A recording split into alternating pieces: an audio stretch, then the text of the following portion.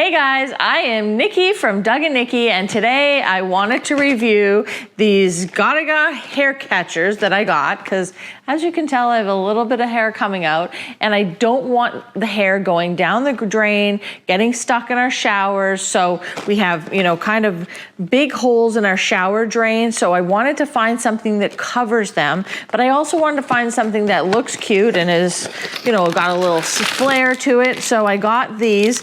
They're actually a pack of 4, easy to clean, easy to install. So let's check these out. Online they look super cute, they're silicone.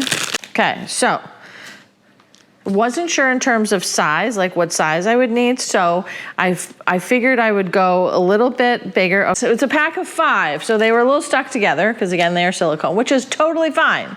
So as you can see on this side, they're perfectly flat, which is what you want to put over your drain. And then this side is where it catches all the hair, because hair will wrap around things and catch on it. I didn't want to do the one that goes down in the drain because the drain cover is built into the shower. So I needed something to go on top. So these are what I went with. And there's 5 different cool colors. They're, not crazy bright colors or anything. I think they're just perfect. So let's go check them out and see what they look like in the shower.